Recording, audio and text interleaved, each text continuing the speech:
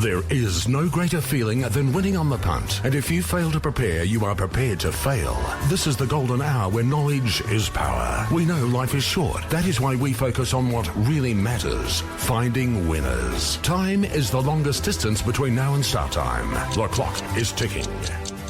All right, it's about to take a look at Flemington. 9 races on the program, still to go. Cup week, we're at three-quarter time. Bjorn Baker, Jack Turnbull, Brad Parnham, Tiana Noski and Holly Watson to join us on the Hour of Power, but we'll kick it off straight away with Grahame Begg, who's been nice enough to join us this morning on the Sports Daily over here in Perth. Grahame, a very good morning to you. Yeah, good morning. Good morning, Grahame. Great to have a chat. The forecast is quite bleak over there for tomorrow. I dare say Magic Time would like that.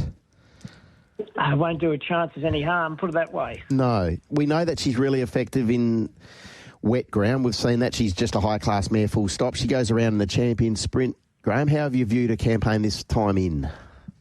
Yeah, well, obviously she won first up and then she ran third in the Group 1 race at Moonee Valley, the Manikato, and then we took her up to Sydney. She drew the outside gate in the Everest, and it was a bit of a sort of funny sort of race. She sort of went back, had to take a medicine, and look, she got beaten 4 lengths. It was a bit like they held up and they all sprinted home, and they stayed in their positions, really. But, look, we were very happy with her. She's come back.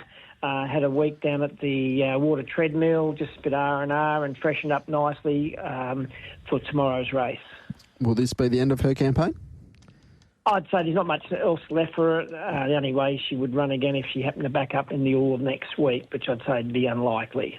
Okay, so if she goes there and has, a good day out, no bad luck, is she capable of running top 3, Grahame? Absolutely.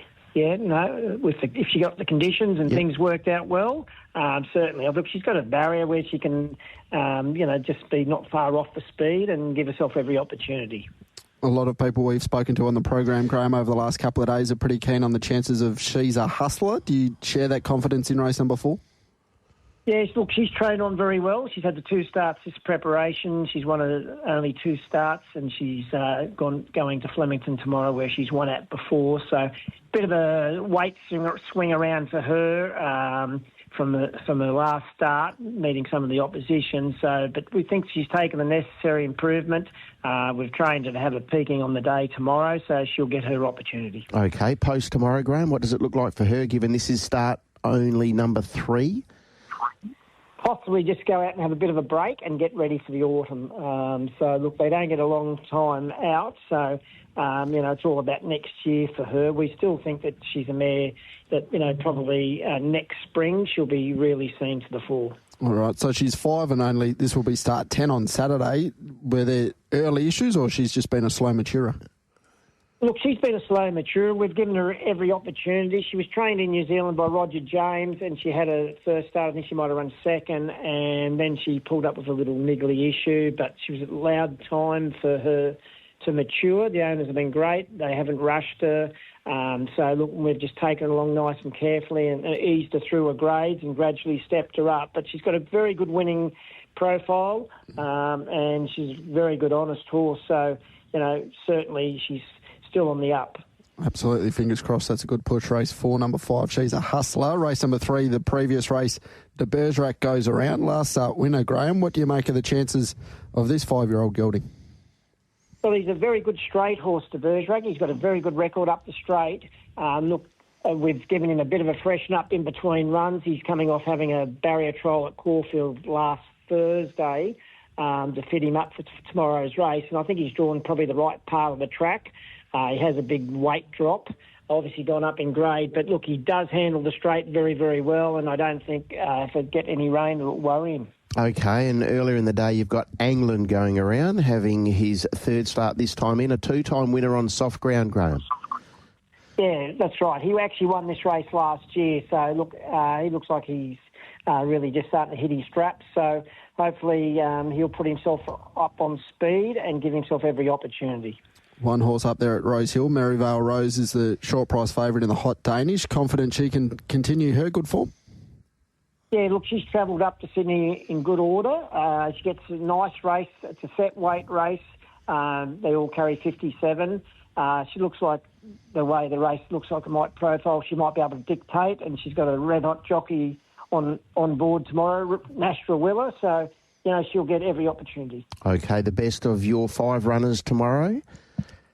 Probably Miraval Rose. Okay, Miraval Rose up there in Sydney. Thanks very much for your time, Grahame. Pleasure. There's Grahame Begg. All right, another daughter of Grunt. Yeah, exactly right. Rose. Yeah, and he's right about Nash. Flying. Some of the... Not that he doesn't shine when the big boys and girls are up in Sydney, but with a couple of them away, he's having a fill-up. Nash, he had a wonderful Tuesday. He's been everywhere this week. Nash, didn't he ride? I think he rode 2 or 3 winners on Tuesday there in Sydney, and then he got to Kyneton on Wednesday. No, he's having a winner at Kyneton. Having a good time of it. That's a good push, though, isn't it? Miraval Rose, given the support that She's a Hustler has met with. Yeah. So, okay. And, look, he had a couple of horses nommed for the Winterbottom Stakes, that being King Zephen and also Nance, both spelling. Okay. So yeah, they King will Zephyr not... just probably hasn't quite come back, has No, not this time in. But so those 2 horses who... Well, King Zephyr also had a nom for the railway, but in the paddock. All right, the king of the Winterbottom now joins us on the Sports Daily. Bjorn Baker, good morning to you. Morning, guys. Morning. How you going? Going very well. How are you going? Well, great. I'll tell you, I went to the gym this morning and I blew it to pieces. Like, I have never gone better. And I didn't feel great going in. Mm-hmm. But I had a class and I won easily. And then as I walked out, I thought, what could it be? And I looked down at my shirt and it was a Quokka export shirt. I thought, it can only be that. My favourite city and my favourite beer. I don't think you discriminate with the beer. I'm not so sure about the city. Now, Bjorn, when you go to the gym and you have a class, like you said you have a class, are you more of a legs man, or are you a chest man, or are you just an all-rounder? Like my horses, I like to be split. I like to, all distances, all speed ranges, and just a little bit of an all-rounder. You've got to go left-handed, right-handed. You got to relax well in the run. Yeah. And I'm a little bit like Overpass. As my gym coach, he tells me often, you have absolutely zero ability, but you've got a big ticker. That's all I can take. But I like to go out hard like Overpass. Yeah. I just can't sustain it. So I'm in trouble at the 1,000 metre if it was a 1,200 metre race. I reckon you would have been sweating out a fair few frothies this morning. Oh. No, low-key, but I'm back. I'm doing what all us Aussies do great. It's a national holiday after midday on a Friday. I've got a big lunch today, and then we'll celebrate the last day of the carnival, win, lose or draw. So it's good to be involved. Talking of celebrating, you were doing that last week after Caballos was successful, and we see Caballos on the spin tomorrow in the Champions Sprint.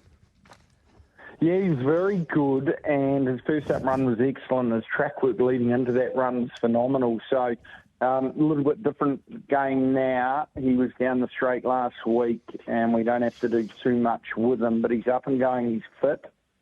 There's heaps of rain forecast tomorrow, so that could definitely have an impact, and he's drawn towards the outside, which I think if the rain does come, not knowing a whole heck about how the straight racing works, I think that's probably more advantageous than a disadvantage. So he goes in rock hard fit. It was a good one last time or last week, and he always looked likely. What are you thinking after Saturday if his campaign does continue? I'm more than think we'll probably put him out and save him for the autumn. That's my gut feel. He wouldn't be coming across to you guys. We'll just target that with Overpass. All right. Now, what about the stablemates? Very much in form. It's great to see Steffi Magnetica do what she did last start. So she goes around in the Champions Mile alongside Pericles.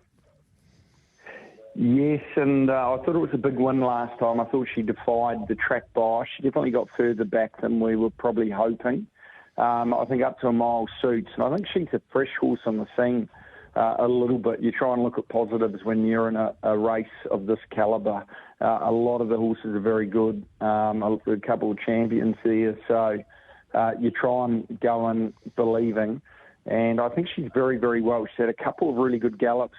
Her best form's arguably being at the mile, winning the Doncaster in the spring, and then she's very unlucky a week later in the Legacy against Fangirl. So I think she's in great order. She's travelled down there well. She's got gate 1. Jason Collett knows her, and if it did get wet, she can get through a wet track too. I think all of the horses in this race can know, but Collett in particular knows her. He's got a lot of belief and he rides wet tracks very well. When you have two horses in a race like this, Bjorn, with Pride of Jenny, and we know what Pride of Jenny's going to do, what does that change your tactics, or you just have to hope she has an off day, I suppose? Yeah, I'm just mindful that, and she's been bang off, then she'll explode again and win. So I guess it depends what Jenny turns up to a degree, but she's a champion, and anything can happen. But I think we've got to worry about our own horses, and in particular Pericles. He's been phenomenal this preparation, and the form he's got against Autumn Glow. I thought he maybe, the way the race worked out last time, he's exposed earlier than ideal, and that's where we come to Pride of Jenny. He's the last horse I'd want to be chasing her up with.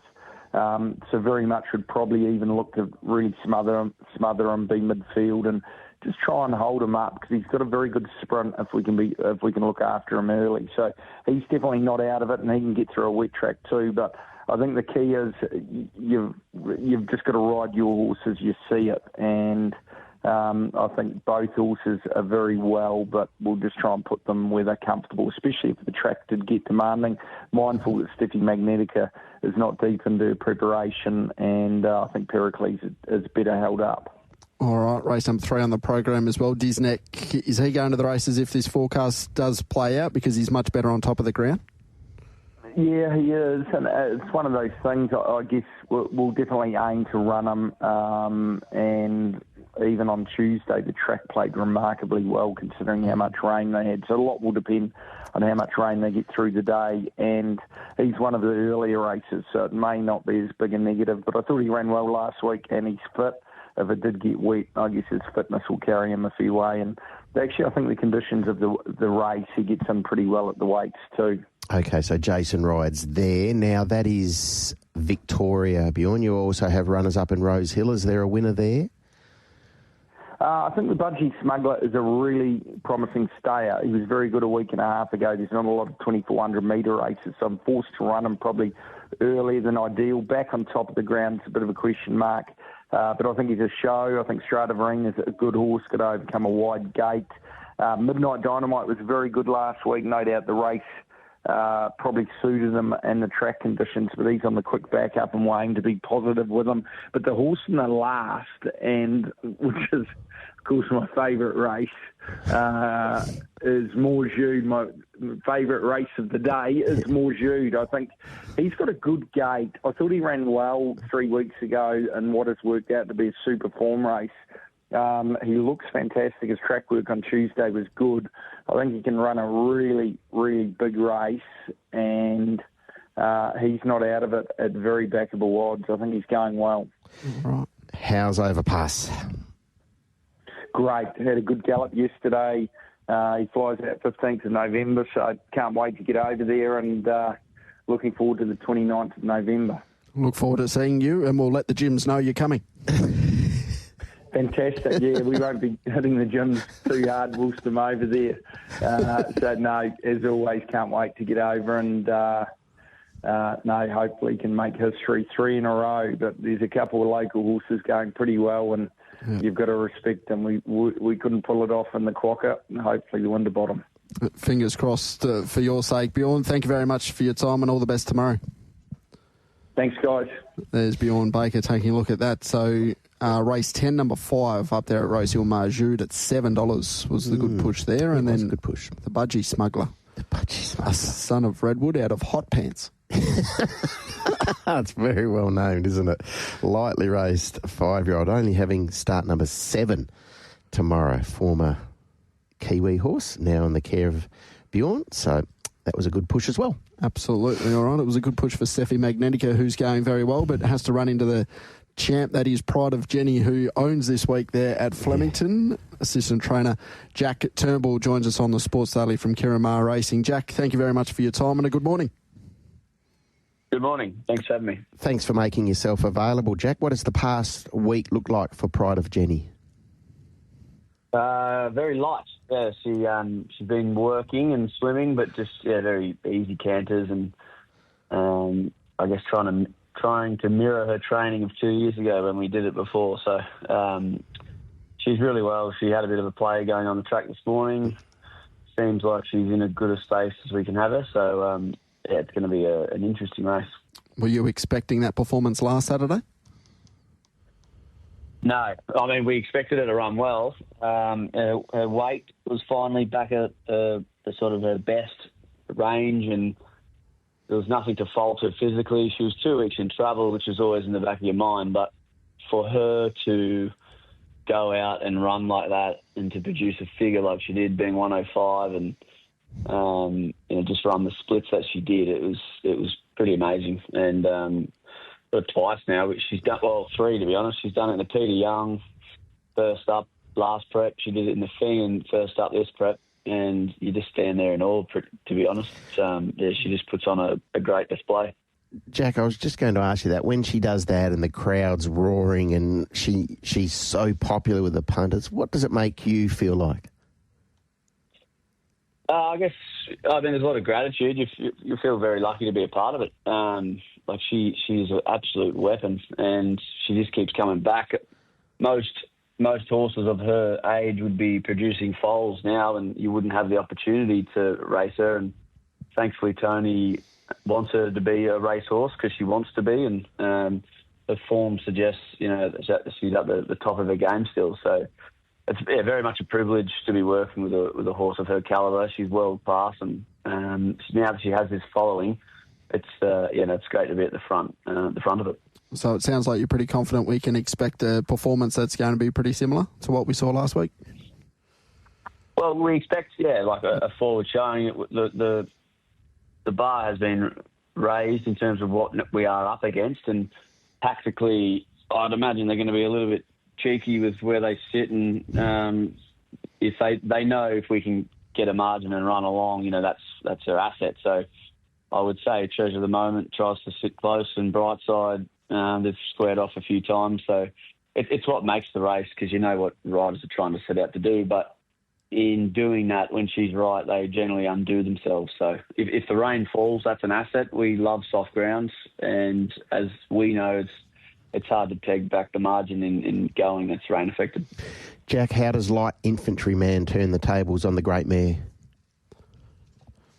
I think we have to utilise the draw and use his speed. He's a high-pressure horse, and we need to run along to a degree and make sure it's a truly run mile and a quarter. We ran well on the Cox Plate. I think if Ethan had his time again, he probably gets going a little bit earlier, so it's not as much of a sit and sprint. This horse now probably could get 2,400 if we asked him to, so he's of that calibre. He's very fit, he's well, and that's his asset. He's a sort of on-pace, grinding horse. That's what he's been used to in Europe, and that's our best chance to turn the tables.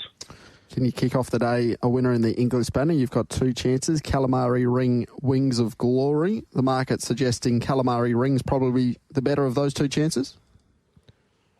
Yeah, and you'd say that off their trial form. She's done no wrong. Her last jump out, Calamari Ring, was against older horses by default, and she did not look out of place. She was wide working and covered them late. She's come on from that. Wings of Glory was prepped up in Sydney. She's come down, had an easy trial at Caulfield in a 4-horse heat, had the rail and did everything fine. So of the 2, I'd lean towards Calamari Ring for what we've seen. She's probably had a little bit more pressure applied to her, but both should run competitive races. Were you heartened by the first up performance of Nadal? Oh, we were pleased, yeah. That's 12 months off knee surgery on a track that was a 4, which was just good enough to run. He quickened up under mark like he was going to go bang, and he did feel like the winner. And then last 100, he said he felt like he just had spent all his petrol tickets. So he's come on from that naturally, and with the forecast that we have, the conditions should really suit tomorrow. Yeah, and drawing the right side of the track down the straight there. Race number 5, the Queen Elizabeth Stakes over the 2,600 metres. Sadati, Earl of Tyrone, interpretation Strawberry Rock at this stage going around for Kieran Jack. Who's the best of those 4 chances? We will stick with Sadati. He's going for the bonus. We did accept for the Melbourne Cup. Unfortunately, he was number 25, so I didn't take his place. But he's really well. Another horse that likes a little bit of cut in the ground. So he's probably one of the four that we would go towards. Interpretations, hitting form. Strawberry Rock was better last start with shades. And Earl of Tyrone, we've taken the blinkers off. He was keen in a slowly run Bendigo Cup, and as his form suggests, he does need to improve, and hopefully he does do that Saturday. Okay, you've got Benedetta going around in the Champions Sprint. Very good straight track horse. Can you make a case for her at a big quote, Jack? Well, we can. I mean, she absolutely blundered the start first up. We've never dealt with her being wrong in the gates, but in her trials, the two that we've given her. But first up, she was, pretty cranky, so trialled her in between with blinkers on, and we had a tail that day, and she stepped clean and was quite good in very heavy going. So, as you said, she's a high caliber horse, likes the ground if it was to be soft, and is a straight track mare. So she'd need to pull out her absolute best. But if she does, she's definitely a top 4 chance. Can you finish the carnival with a winner, just like Gabby goes around in race number 9? But she's there to run well. It's an even race, we think. She's drawn best part of the track. She was okay last start. She just found a couple that were a bit better than her. So we've backed right off her, kept her fresh, and hopefully she gets back to her winning ways, which she was like first up. Who's the best at Flemington? Ooh, great question. I'm going to stick with Pride of Jenny, to be honest. I just have a feeling she's going to repeat history, and Calamari Ring would be closely followed behind her.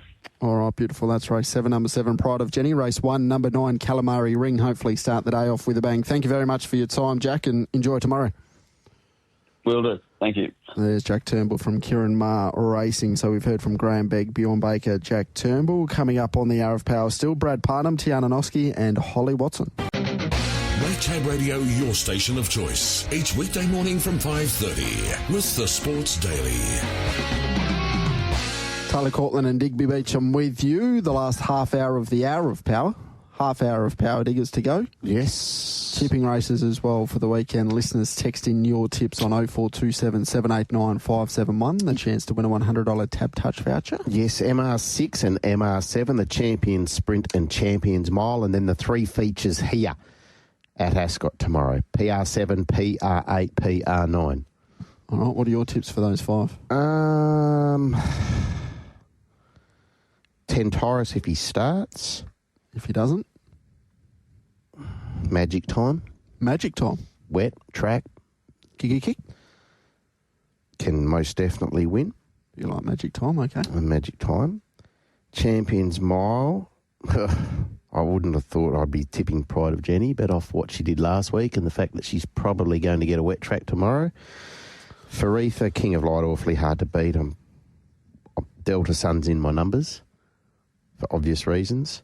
I think Super Smink can win the Lastia from that low draw, respectful of the talent that Western Empire has. And I'm thinking Grout and Alana win the Lucky Grey.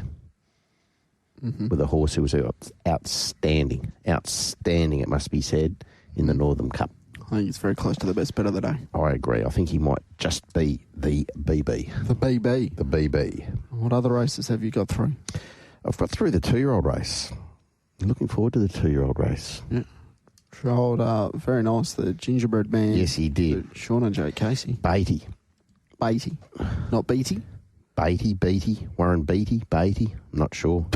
However you pronounce it. It's fast. He trialled really well. 50.91 winkers on Barrier 2 W Pike rides. It was a terrific trial. Terrific trial. Stick because All on Red couldn't have done too much more. No, well, All on Red's been bomb-proof, hasn't he? Been really, really good. All on Red. So, no, it's a good race, this little 2-year-old race, as you'd expect, because we're coming up to the Crystal Slipper, aren't we? Yep, absolutely. The second race is a nice race too. We'll speak to Brad Parnham about that in a little bit more depth very, very shortly, but we might kick it off with race number 1 as he joins us now on the Sports Daily. Brad, a very good morning to you. Hey, good morning, guys. Everything going well? Yeah, pretty well. Pretty well, mate.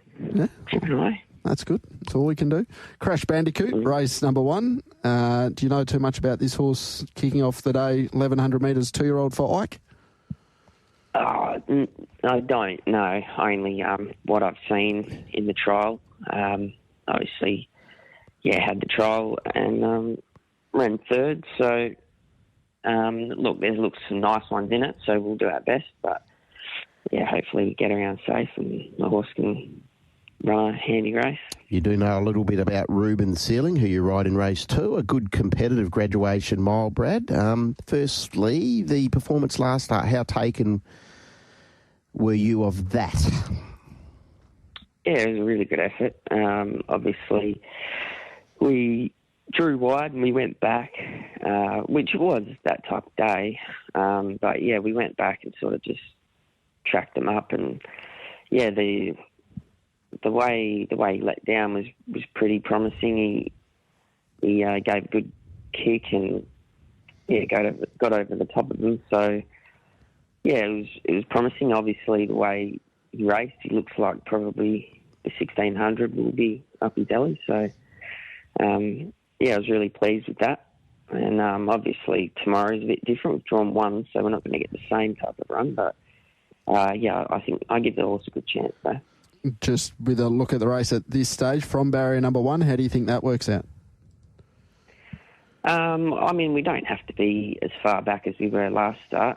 That was only sort of because of the barrier. We just wanted some cover, but look, I think we'd probably just lob just behind the speed, and then we'll have to just try and find our way out, getting into the straight. But if we get a good enough passage throughout, I'd say, we're gonna give it a bit of a shake.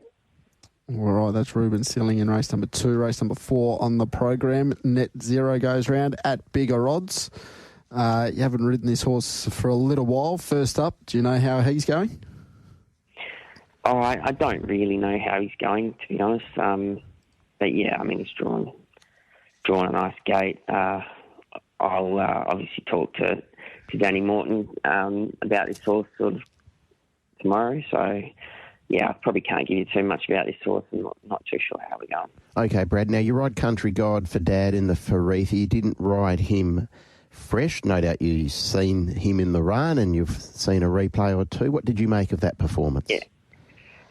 Yeah, look, actually, I do know a little bit about this one. I actually worked this one the other day, and I have, although not ridden it in a race, I have ridden the horse before. So, actually, it was a handy enough run the other day, and I was really happy with its work on Tuesday. So, I know this is a pretty handy field and all that, but I'm expecting this horse to sort of probably put his best foot forward and run a decent race. Obviously, be hard to win, but he should run a good enough race anyway. Is he going to be a Guineas proposition or a Placid Arc proposition, Brad, or is it a case of we wait until after tomorrow? Yeah, I definitely think it's a case of sort of wait until tomorrow to see how he runs through the line. I sort of believe the horse might be able to run through the line tomorrow, but look, I think it'll definitely, we'll see how he runs, and then Dad will make a call from there, I'd say. Well, that's Country God in the Faritha. Moving on to the Lastia, Magnificent Andy, who was obviously a really good winner first up in Kalgoorlie. What did you make of the last start effort in the Eurythmic, Brad? Yeah, look, he was probably not as sharp last start, but he wasn't a bad effort by any means. But he probably didn't live up to his first up performance. But he's had a few weeks between runs now, and SJ seems pretty happy with him. So look, I think he loves this distance. He sort of he was sort of back good in the weights there. So I think, if he gets everything sort of pan out his way, he should be going pretty well tomorrow. Okay, so that is Magnificent Andy in the feature, the Group 2 Lastia at weight for age. What did you make of the performance of Sensational in the Northern Cup in behind Red Sun Sensation, Brad, when fourth? I thought it was a pretty handy effort. I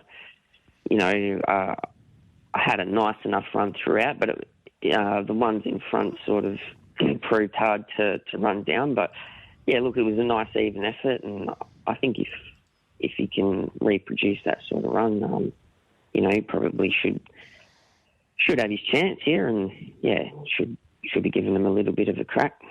Last start, did that suggest up to the 1,800 metres is a tick? I think so, yeah. It was always sort of getting through to the line, so 1,800 should probably suit. All right, race number 10 on the program to close out the day. So Dream a Lot for Josh Crispin. You rode this horse back a couple of starts ago at Kalgoorlie. How do you think he's going?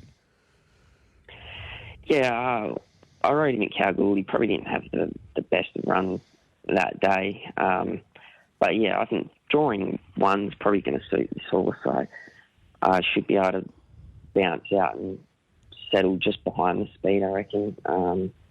But I think this horse probably does appreciate just that nice little soft run early, and if we can have that, we will get that type of run, and I think he should be able to run up the straight pretty well, and hopefully we're a bit of a chance here. There's obviously a few horses to beat, but I think he's going well enough to sort of play a bit of a part.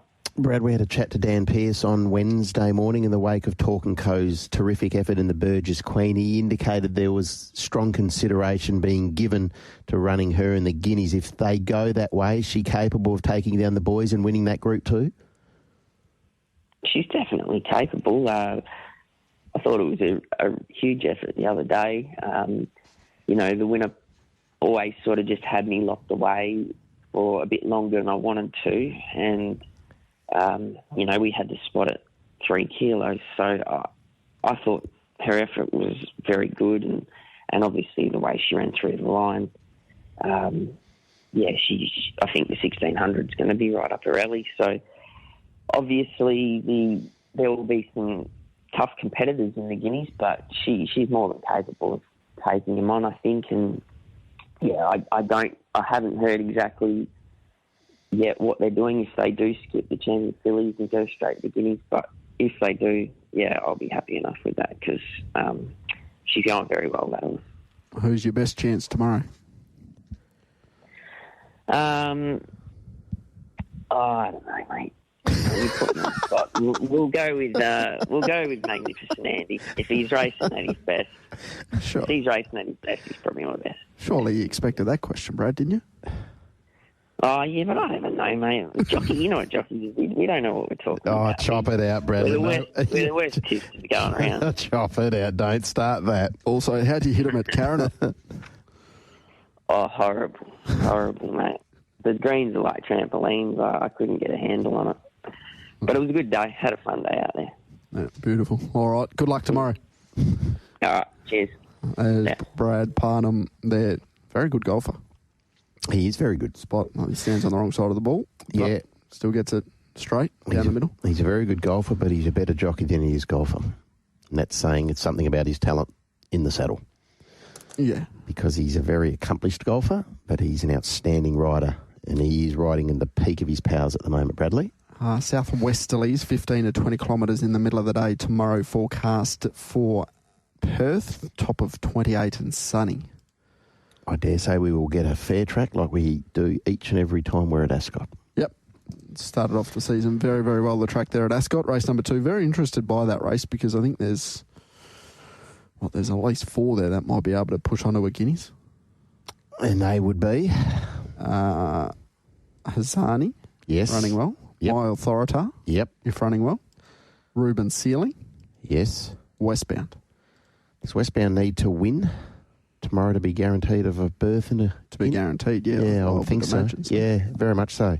And the same applies to Streamlined, who needs to run well in the Faretha out of the Cerise and White to be assured of gaining a start. But I think if Streamlined and or Westbound were to gain starts, they'd be horses that people would be keen to have a little bit of an investment on. Yeah, absolutely. So looking forward to that race. Westbound, tough horse to sort of get a gauge on. He showed plenty of talents at the trials, and then went to Geraldton in a maiden over the 1,400 metres, and clearly didn't beat much, but gee whiz, did it in about gear 1.5. Covered them quickly, like once the accelerator. He got the perfect run. Though, Yeah, well. yeah, but just quickened up like a really nice horse. Yeah, absolutely. So looking forward to all the races there at Ascot. You've got the tipping races. Maybe just give those to us one more time, please, Diggers. Yes, MR6, the Champions Sprint, MR7, the Champions Mile, and then locally, PR7, the Faritha, PR8, the Lastia, and PR9, the Lucky Grey. All right, we'll catch up with Holly Watson very, very shortly. And also we've got Zeph Johnston-Porter on the line because, of course, it's a big day for the apprentices there at Ascot with the WA Apprentices Cup on a Saturday over the 2,200 metres. And Zeph, he rides Omerta Grace, who up to the 2,200 metres, once again after that last start effort, should be advantaged. Zeph needs 5 minutes' time, so we'll take a quick break. We'll reset and we'll come back. Make Tab Radio your station of choice. Each weekday morning from 5:30 with the Sports Daily. All right, as we mentioned, big day for the apprentices tomorrow there at Ascot, and Zeph Johnston-Porter outside of the Apprentices Cup has a nice book of rides. Zeph, good morning to you and thank you very much for your time. Thank you. How are we? Going very, very well. How's Omerta Grace going, you think, for the Apprentices Cup over the 2,200 metres tomorrow? Yeah, no, look, last start was a little bit of a test, though. I kind of just didn't get the runs that we needed to, but no, I'm pretty confident in it tomorrow. Okay, how exciting is it to ride against your fellow apprentices on a Saturday? No, it's quite exciting. I'm aware that most of the apprentices haven't ridden on the day, so I'm sure it'll be a very exciting day for them too. This might be my last apprentice cup to ride in, so that's another exciting factor for me too. Okay, so clearly Simply and First Encounter are going to be horses that are popular in the market, but your fellow lightly raced for Jace, is he capable of winning this race, do you think? I think he is. We won on him recently at Northern over a little bit less distance, but I think it is definitely reaching for the further distance, and I think it's got the opportunity to at least give him a run for their money. All right, currently at $16 with Tab Touch Omerta Grace in race number 3 on the program. Of course, you make the nice pickup ride on All On Red, who's been really good to start the season, the 2-year-old colt for Tiana Noski. I obviously haven't jumped on this horse on race day, Zeph, but I imagine you would have been impressed by the replays?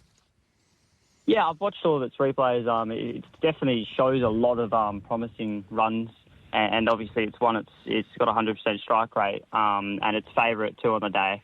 I'm very happy to be on it and get the opportunity to. Yeah, as you should be. And you also get a really good opportunity, I think, for Adam with Hymns of Eladir in race 4. Drops in grade, good gate with your claim as well, Zeph. I think Hymns of Eladir is a live hope. Yeah, I haven't had a proper look at the race yet, to be honest, but its few starts have been pretty good, and yeah, as you said, it's a good barrier, and it's also in a market too, so that hopefully should go really well. Do you know too much about Snippy Witch, who's in good form this preparation, albeit up in Geraldton, so needs to make the step up in grade, but still is racing well? Yeah, I haven't watched too many of its replays either, but no, it's been racing really well. It's a bit of a rough barriers raw, but it should go. Give them at least a good chance. Okay, now Sean and Jake are giving you some opportunities, Zeph, and one of these comes tomorrow in the last event of the day, Angel Undercover, who gets out to 1,400 metres. Not sure if you've had a look at this race in great detail yet, but we do know that Angel Undercover, at her best, is a very, very capable mare. Yeah, as you said there, I haven't had a great look at that one either. I normally have a really good look on the day, but I think the barrier draws are a little bit stiff too, but hopefully it all works out and we get to do what we need. All right, so who would be the best of your 5 there tomorrow? Is it perhaps All On Red, given he is 2 for 2? Yeah, I'm most confident in All On Red. I do think Omerta Grace should go pretty good too. And Hymns of Eladir are my favourites so far, and hopefully Sean and Jake Casey's one steps up on the day. Absolutely. You've got a nice book of rides of 5 there tomorrow at Ascot. Zeph, all the best. Good luck. Thank you. Cheers. There's Zephen Johnston-Porter, Angel Undercover, going very well. I like the fact that she's at 14. I think this is now getting into her right distance range. It was good, fresh, 12, and then... You know, there was talk about whether she would head to Cowell or not, but now 1,400. I think it's start number 3 this prep. It looks very, very suitable. Difficult gate, don't get me wrong, But I think she represents a class. Yeah, big field. The gate might not. We know her racing pattern. She gets back anyway, so it might not be the worst gate. And certainly by that time of the day, they might be making late runs down the centre of the track. All right, that's Zeph Johnston-Porter, Brad Parnham on the Sports Daily for the Hour of Power. We're closing in very quickly to 8 o'clock. We also caught up with Grahame, Begg, Bjorn Baker and Jack Turnbull. If you missed any of those, tabradio.com.au, or if you like to listen to your podcasts on Spotify, Apple Podcasts, or wherever you go, just search the Sports Daily and hopefully you'll be able to catch up there. Social media will have Glenn Ingram, Chris Nelson, Ron Duffy's tips. Shane Williams gave us a few winners. David Short, a Friday Funny. Yes. Yes, he did. Yes, he did. Look at me like that. It wasn't bad. It wasn't bad. Oh, you just went outside 5 minutes ago, picked up a bottle of Grey Goose. How are you going? You've had a good win. Yeah. One of those bets you had for the football season with the listeners? Yes, exactly. Collected? Yes. I still need to fix up Snoz. I fixed up Jason. I fixed up Benny from Bunbury. Did you win on those or lose on those? Karen up Spy owes me a carton, but I need to get Snoz a couple of cartons. About even. Yeah, about even. I'll take the bottle of Grey Goose. I might give that a nudge after the Tab Touch Punters Club this evening. Right. Okay. Might as well send it. What else are you going to do? You can't sit there and look at it, can you? Well, no, you can... No. Oh, I don't know. Well, you've seen me in full flight. That will be something that I'll get my lips around later on. What is happening? Where am I? Well... Yeah, you're in hell. Yeah. Anyway, I've been thrown. What are we doing? Tipping races one more time. Okay. PR 7, 8 and 9, the Farifa, Lastia, the Lucky Grey. And over there at Flemington, in the updated forecast I'll get to in a second, the Champions Sprint and the Champions Mile, MR6, MR7. The Bureau of Meteorology has updated its weather forecast for tomorrow. And it said the feels like temperature between 2 and 5 p.m. is going to be 5 degrees. 5? It's going to feel like 5. Sheesh. So it is going to be a nice and nippy there at Flemington. Goodness gracious. Well, it's disappointing. I hope it doesn't impact the crowd too much. I suspect it will. We'll find out more, but it's a day which should be getting a massive crowd. Unfortunately, it might not now with that weather forecast. What was the crowd yesterday? Good question. Don't know the answer to it. We'll have to look at that. All right. You have a good night tonight at the Tab Touch Punters Club. Do your form. I'll listen to Glenn Moore and the boys here now, and we'll come up with a play or two. We might get Glenn just to write down our strategies for us so we can put them on nice and early. I think that's a good idea. Perfect. All right. We'll be back with the Gloucester Park preview on the other side of this.